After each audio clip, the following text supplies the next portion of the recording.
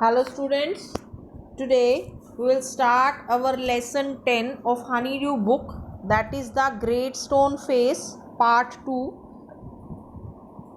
Ernest still lived in his native valley. He was simple-hearted man. He always worked for the betterment of the world. Though he was considered to be an ordinary man, yet he was humble and rich in thoughts. With the passage of time, Ernest became old. He had wise thought in his mind. He had become famous all over the world. Man came from distant places to see and speak to him. A new poet had appeared on the earth while Ernest had been growing old. The poet was a native of Ernest's valley but had stayed in distant cities for a long period. The poet had heard of Ernest's character. One day he came to his door. Ernest was reading a book and glancing lovingly at the mountain. From time to time, Ernest gave him shelter for the night. The Great Stone Face looked kindly at the poet. The poet found Ernest wise, gentle, and kind. This is the short summary of lesson 10. Now I am starting our lesson 10. Before you read, many years passed. Ernest was now a man of middle age. To his neighbors, who never suspected that he was anything more than an ordinary and familiar face, he was only a humble and hard-working, though thoughtful person. By what about the old prophecy? Was it ever fulfilled? Let us read. Now many years passed, and Ernest now changed into a middle-aged person. To his neighbors means Ernest was now a ordinary familiar face, and he was humble and hard working person, and he was a thoughtful person also. Many famous personalities from distant areas came to visit Ernest for taking his advices. Means Ernest अब एक thoughtful person में convert हो गया, एक ही बहुत intelligent person में, wise persons में वो काउंट किया जाता था, और दूर दूर से लोग उससे उसकी एडवाइस लेने के लिए आते थे. The years hurried on, the years passed on and brought white hairs upon the head of Ernest. जैसे अब वो जैसे जैसे टाइम पास होता गया, वो एक ओल्ड एज को एंटर करने लग गया. उसके कारण उसके जो हेयर्स थे हेड के, वो कैसे होते जा रहे थे? White. And wrinkles his forehead, और उसके फोरहेड पर रिंकल्स और deep lines in his cheeks. He was an old man now, but not in when had he grown old. Means जैसे वो एक ओल्ड पर्सन में कन्वर्ट हो गया था. जब कोई ओल्ड पर्सन हो जाता है तो उसका मैच्योरिटी लेवल भी बढ़ जाता है, उसकी इंटेलिजेंसी और विजडम भी बढ़ जाती. इसी प्रकार से अर्नेस्ट की बुद्धिमत्ता भी बढ़ जाती है. वो बुजुर्ग हो जाता है तो उसके अंदर बहुत मैच्योरिटी आ जाती है. More numerous than the white hairs on his head were the wise thought in his mind. जैसे जैसे उसके सिर के बाल सफ़ेद हो गए तो उसके विचार भी उस प्रकार से वाइज हो गए. उसके दिमाग के जो विचार है उनमें विजडम आ गई, इंटेलिजेंसी आ गई. And Ernest has ceased to be obscure, unsought. अब जो अर्नेस्ट है, ऑब्सक्योर इन द सेंस कि एक वेल नोन पर्सनैलिटी बन गया वो अपने नेटिव के अंदर, मतलब लोग उसको जानने पहचानने लग गए अपनी वैली में. unsought for undesired had come the fame which so many see. Means अब वो जिसकी अनसोट, उसको कोई डिज़ायर नहीं थी कि वो फेमस बने, लेकिन वो अपनी विचारधारा से, अपनी बुद्धिमत्ता से वो बहुत फेमस हो गया. He had become famous beyond the limit of the valley, मतलब वैली के बाहर भी वो फेमस हो गया. College professors, even the active men of cities came from far to see and converse with Ernest. College के प्रोफेसर्स, सिटीज़ के active man, and दूर दूर से लोग उससे बात करने के लिए आते और उसकी received, and he received them, और वो उनसे कैसे बात करता? कैसे उनको रिसीव करता, जेंटल सिंसियरिटी के द्वारा, and spoke freely with them what ever came upper most, मतलब बहुत ज़्यादा जितनी हो सकती थी वो अपनी बुद्धिमता से उनकी हेल्प करता, और ले deepest in his art on their own, और वो जब वहाँ से जाते तो अर्नेस्ट के लिए अपने दिल में एक जगह बनाकर जाते, मतलब जब भी वो उसकी विचारधारा को लेकर जाते तो उनको लगता कि जो अर्नेस्ट है वो तो बहुत ही अच्छा इंसान है और इसके पास बहुत ही इंटेलिजेंसी है।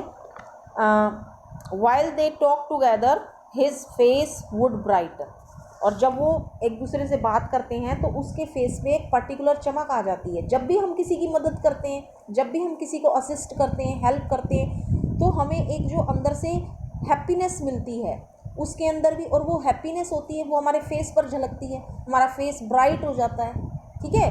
तो वो भी दिखती थी, unawares and shine upon them, और वो खुद इस चीज़ से अनअवेयर है, ठीक है, और वो उनके ऊपर शाइन करता है, मतलब उसकी जो बात होती है वो उन लोगों से ऊपर रहती है, with a mild evening light.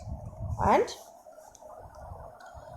while Ernest had been growing old, God had granted a new poet to this earth, ऐसे कि जो अर्नेस्ट है वो अब ओल्ड पर्सन बन गया है, ओल्ड हो गया है, और जो भगवान ने, गॉड ने एक इस धरती पर एक नए पोएट को ग्रांट किया, भेजा। ही टू वॉज अ नेटिव, वो भी उस वैली का रहने वाला था, but had spent the greater part of his life in distant cities, but उसने अपनी लाइफ के बहुत सारे साल कहाँ बिताए थे, दूर सिटीज़ के अंदर, अलग अलग सिटीज़ के अंदर। Pouring out his sweet music everywhere, और अपनी पोएट्री का जो स्वीट म्यूज़िक है वो हर जगह उसने फैलाया। Neither was the great stone face forgotten, for the poet had celebrated it in a poem, means neither was the, जो ग्रेट स्टोन फेस, ना तो वो ग्रेट स्टोन फेस को भूला, for the poet had celebrated, और वह जो poet है जो नेट वैली का रहने वाला था, जो अब सिटीज़ में रह रहा था, उसने भी अपनी पोएट्री के अंदर ग्रेट स्टोन फेस के बारे में जिक्र किया है, एंड उसको अपनी एक पोएम के अंदर सेलिब्रेशन रूप में दिखाया है। The songs of this poet found their way to Ernest, जो उस पोएट के सॉन्ग हैं वो भी अर्नेस्ट तक पहुंच गए, मतलब अर्नेस्ट भी उसकी पोएट्री को पढ़ता है। He read them after his customary toil, customary toil होता है अपना डेली रूटीन का जो वर्क है उसको फिनिश करके वो अपने घर के आंगन में बैठ जाता है, ग्रेट स्टोन फेस को देखता है और उस पोएट की पोएट्री को पढ़ता है। Seated on the bench before his cottage door, as he read, he lifted his eyes to the mountain. जब जब वो उस पोएट की बुक को पढ़ता है तो अपनी आइज को कहाँ उठाकर कहाँ देखता है, ग्रेट स्टोन फेस पर। एंड जो उसकी आइज हैं, O great stone face, he said, is not the man worthy to be your likeness, कि ये जो पर्सन है जिसने ये पोएट्री लिखी है वो इतना वर्दी होगा, उसकी जो लाइकनेस होगी, उसकी जो फेस की रिजेम्बलेंस होगी वो जरूर तुम्हारे से मिलती होगी, वो बहुत ही इंपॉर्टेंट पर्सन होगा। The face smiled to smile but didn't answer, जो ग्रेट स्टोन फेस है वो स्माइल करता है, मीन्स वो स्माइल करता हुआ अर्नेस्ट को नजर आता है बट आंसर नहीं देता। Now it happened that the poet, though he lived so far away, had not only heard of Ernest but had thought much about his character and wished to meet this man whose wisdom walked hand in hand with the noble simplicity of his life. अब जो वो poet है वो जहाँ भी रह रहा है उसने भी अर्नेस्ट के बारे में सुना है, उसने भी अर्नेस्ट के करेक्टर के बारे में, विजडम के बारे में सुना और अपनी इच्छा जाहिर की वो उससे मिलेगा, ठीक है, क्योंकि वो उसकी जो लाइफ है, अर्नेस्ट की जो लाइफ है बिल्कुल सिंपलेस्ट है, सिंपल लाइफ है, नोबल पर्सन है, काइंड हार्टेड पर्सन है। तो पोएट ने भी अपनी इच्छा जाहिर की, मैं भी उस नेटिव अपनी वैली में जाऊंगा और उस पर्सन से मिलूंगा।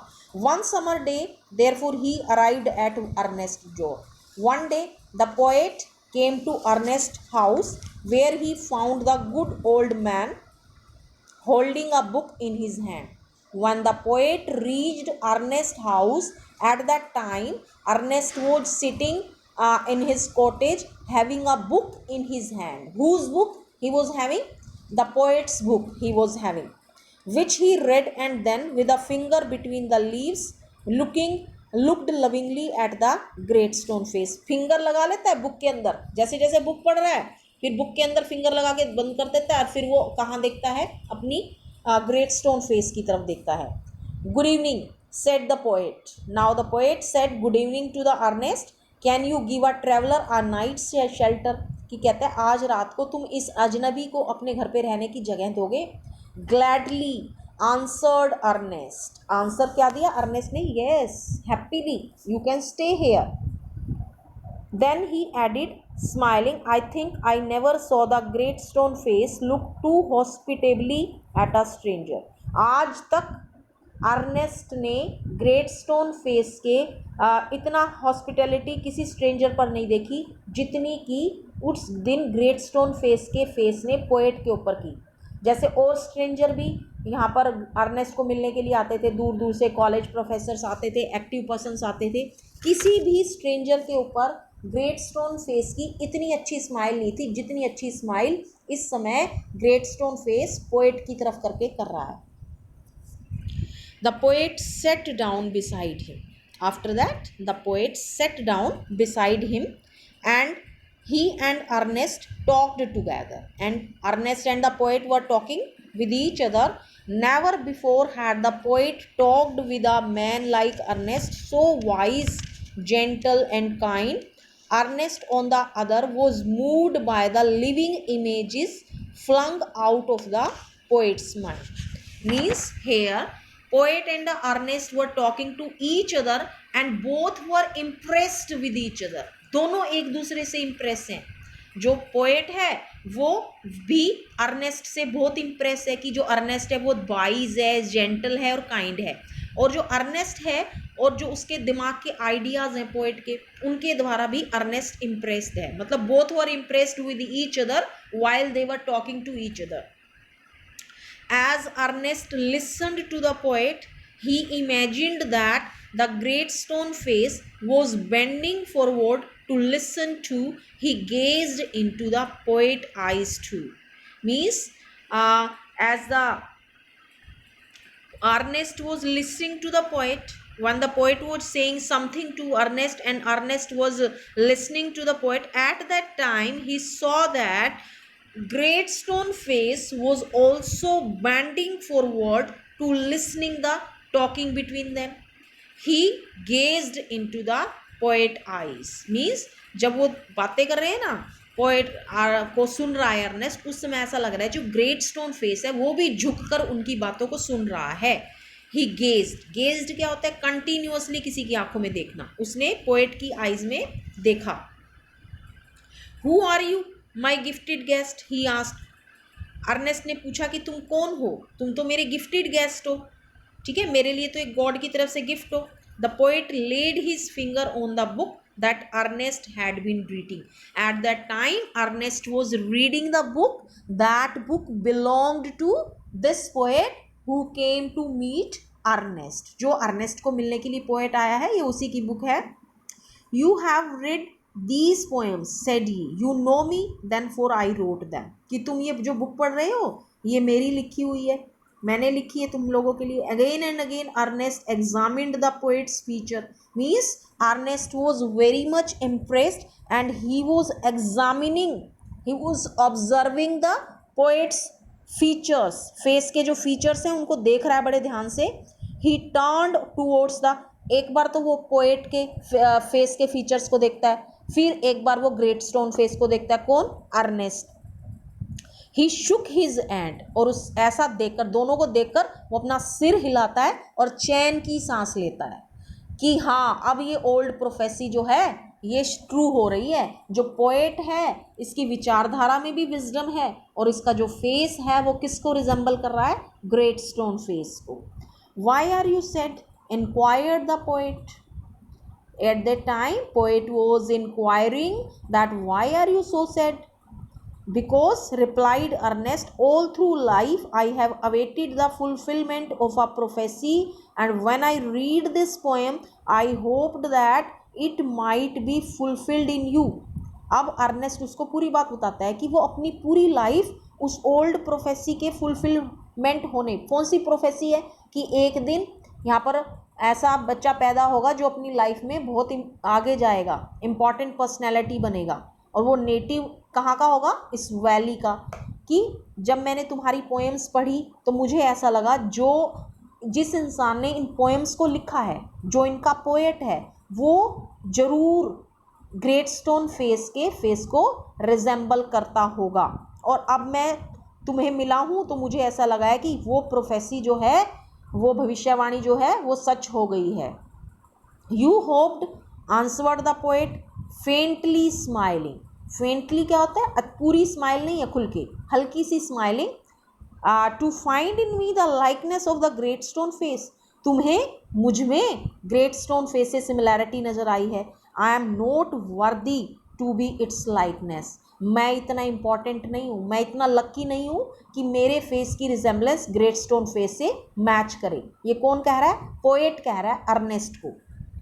Then Ernest said, why not, क्यों नहीं। He pointed to the book, are not those thoughts worthy. अब वो बुक की तरफ पॉइंट करके कह रहा है कि इसके अंदर जो लिखा है वो कितना इंपॉर्टेंट है, वो बहुत वर्दी है। You can here in them the distant voice of a heavenly song.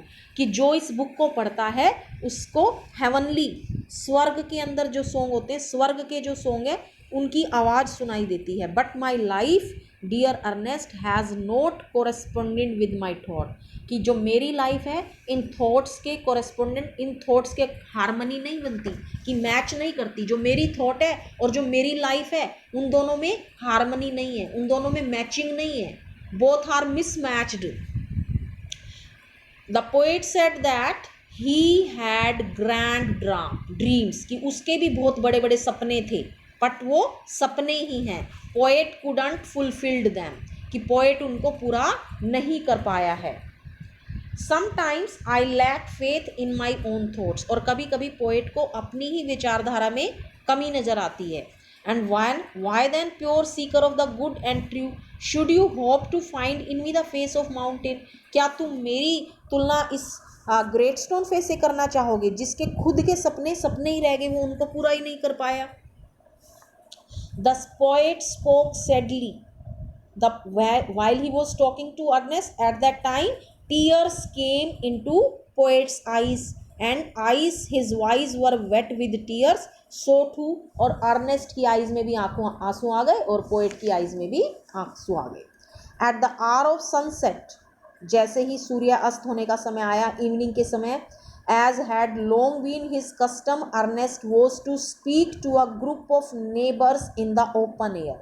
means हर रोज शाम को अर्नेस्ट जो है वैली के खुले मैदान में जाकर लोगों से बातचीत करता था। Together he and the poet went to the meeting place arm in arm. एक दूसरे के साथ मिलकर poet and the Ernest went together to the meeting. From there could be seen the great stone face. जहाँ पर वो लोगों से बात कर रहे थे अर्नेस्ट और पोएट, वहाँ से भी ग्रेट स्टोन फेस नजर आ रहा था। Ernest through a look of familiar kindness around upon his audience, he began to speak to the people what was in his heart and mind.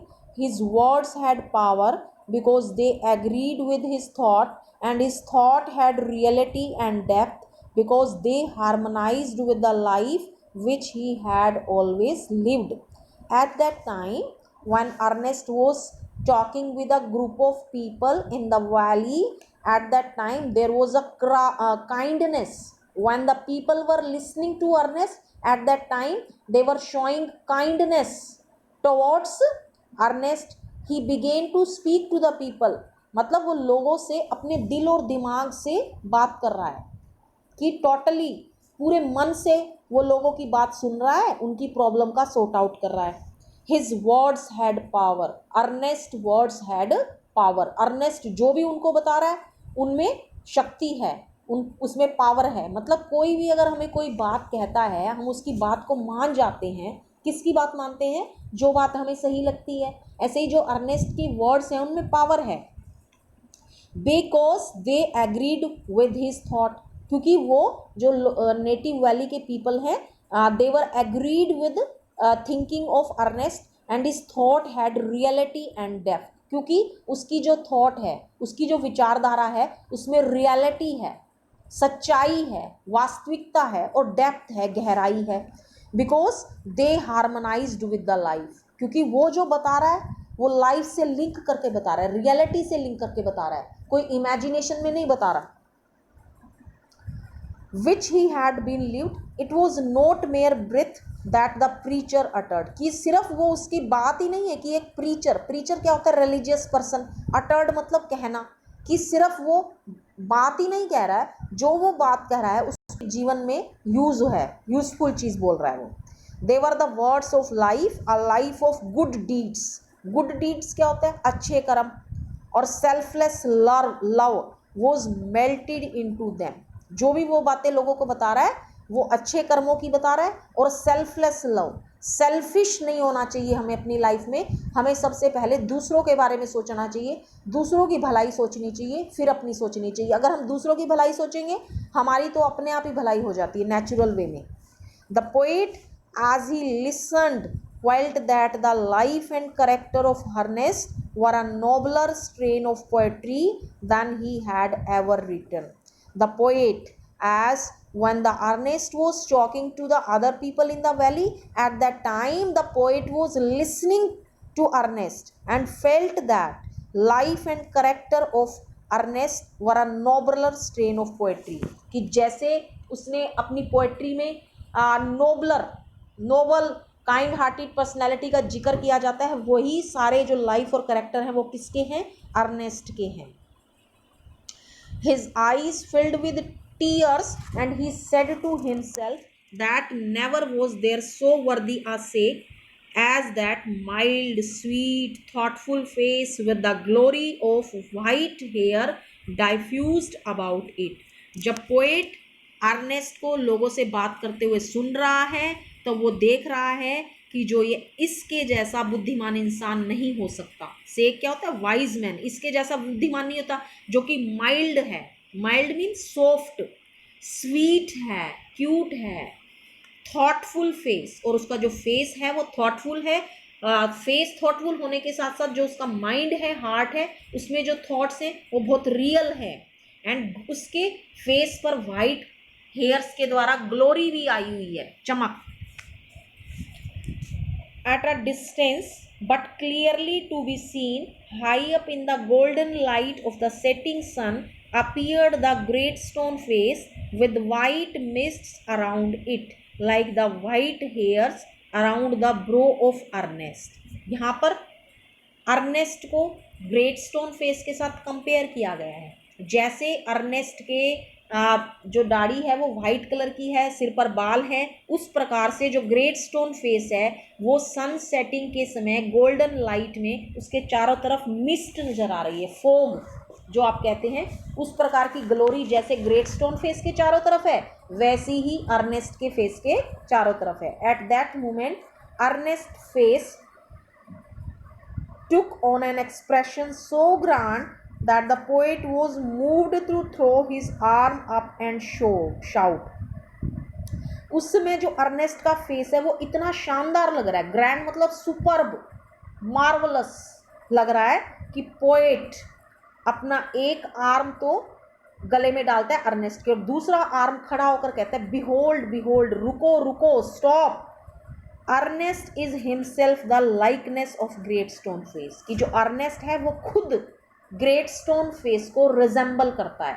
यहाँ पर पोएट ने सब लोगों के सामने डिक्लेयर कर दिया कि जो अर्नेस्ट है वो खुद ही ग्रेट स्टोन फेस है। Then all the people looked when the poet said to the crowd at that time, all the people looked and saw that what the poet has said was true। तो लोगों ने भी देखा और सोचा कि ये तो जो पोएट कह रहा है वो सच है। द प्रोफेसी वॉज फुलफिल्ड, जो भविष्यवाणी है वो तो सच हो गई है।